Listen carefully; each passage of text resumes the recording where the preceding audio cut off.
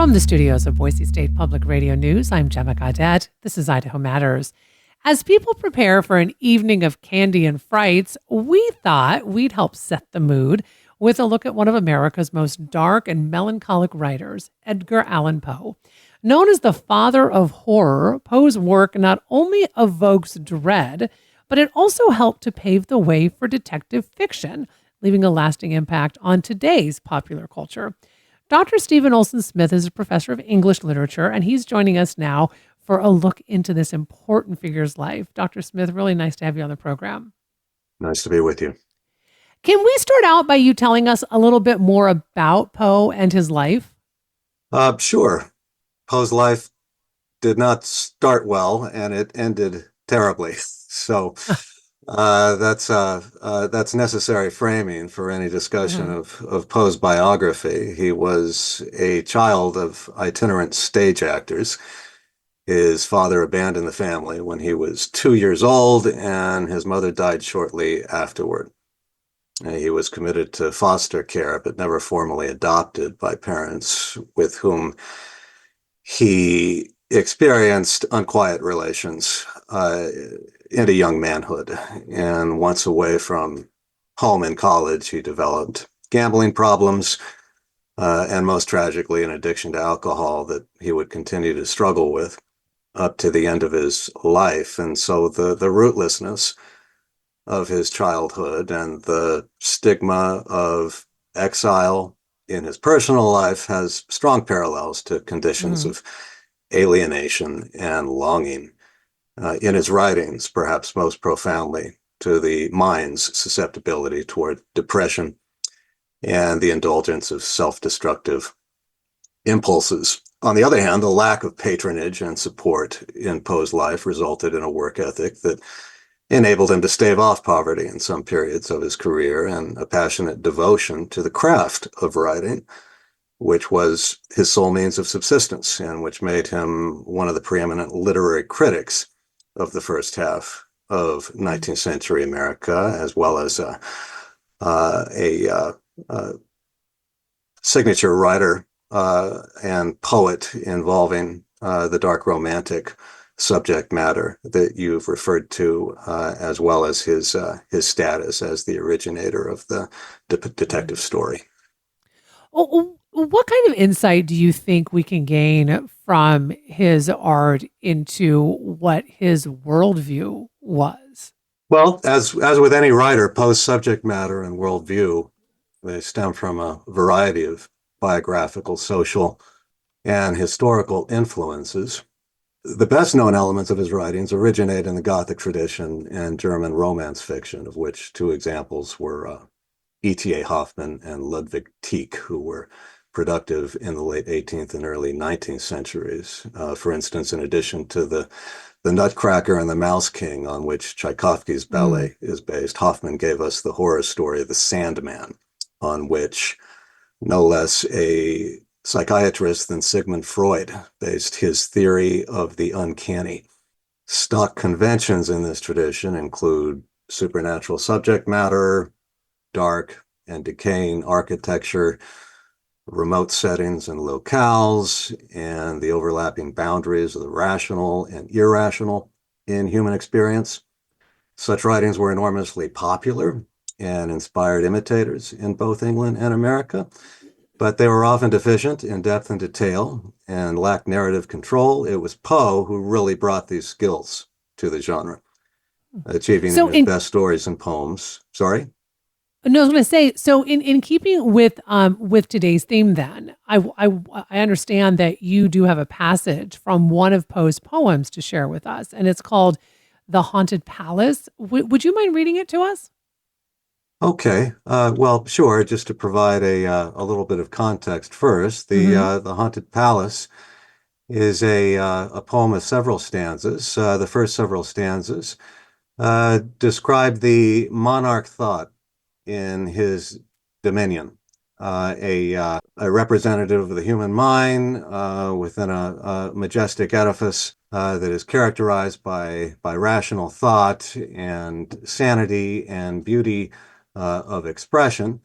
And ultimately, he celebrates in the poem up to about midway the wit and wisdom of this king, an embodiment of uh, psychological coherence and intellectual majesty.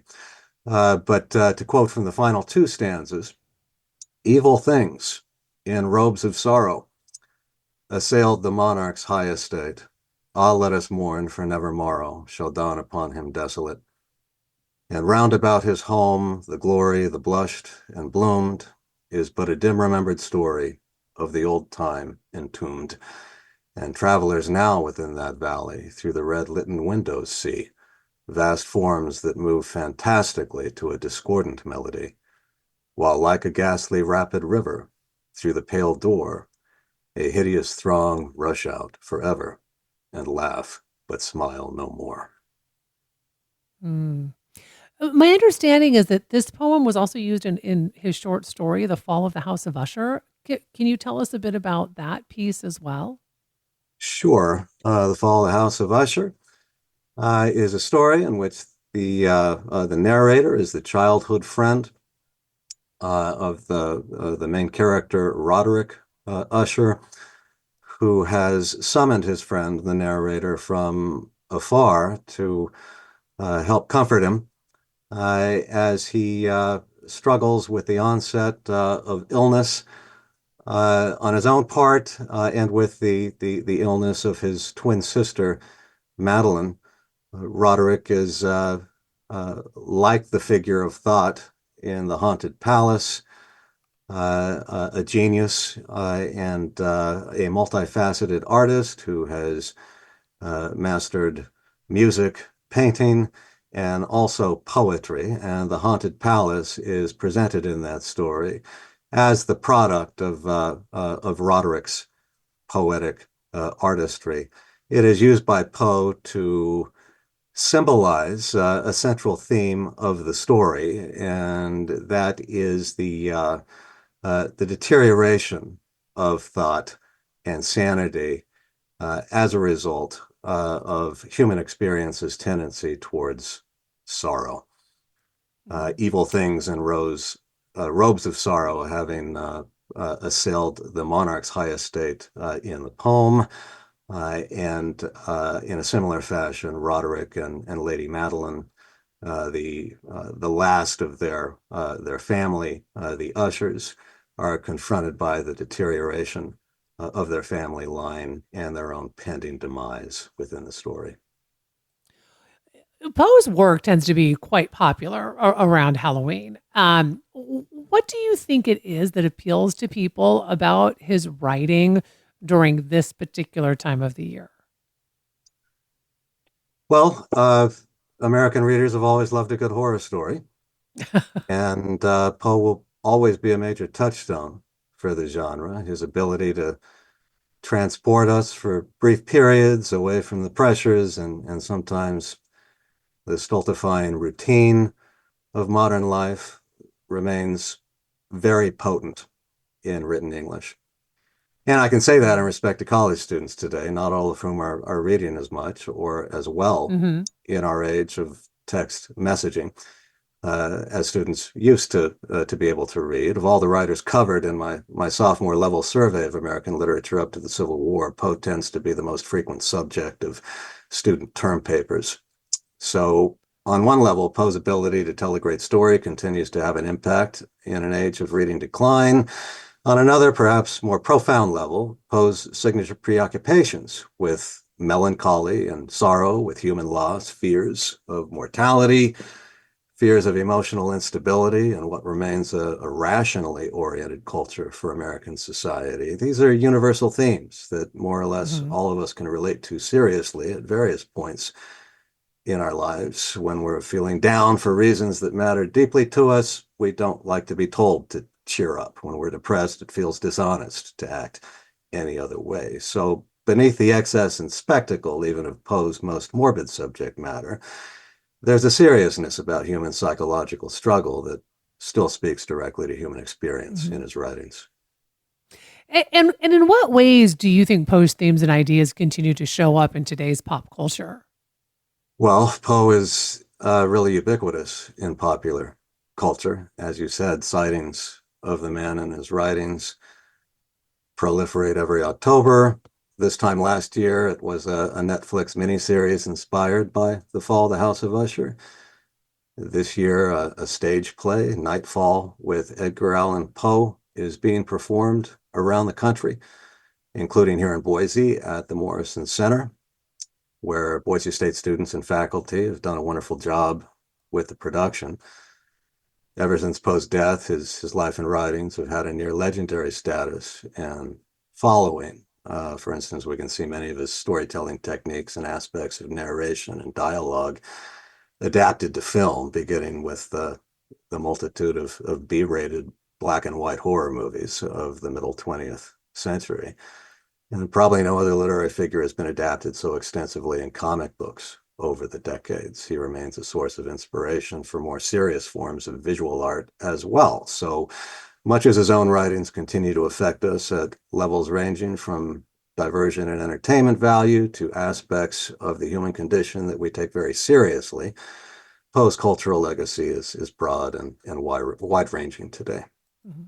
Before I let you go, why do you think his work has had such a lasting impact? Well, as I indicated earlier, it was Poe who really brought the stock conventions of Gothic storytelling and the horror genre into their own, achieving in his best stories and poems tightly assembled, integrated works of art, but also deeply symbolic applications of Gothic and Romantic convention to human psychological experience. There's a psychological depth to his use of the Gothic genre that still speaks to us as deeply meaningful and relates directly and powerfully to how we sometimes feel in human life,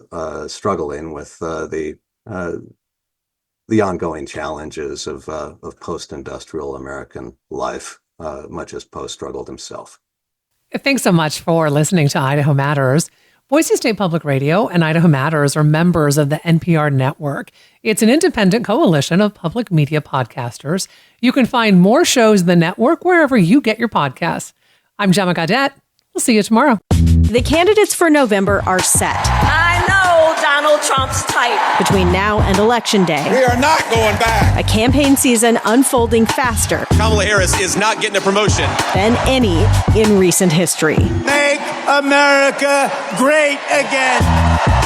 Follow it all with new episodes every weekday on the NPR Politics Podcast.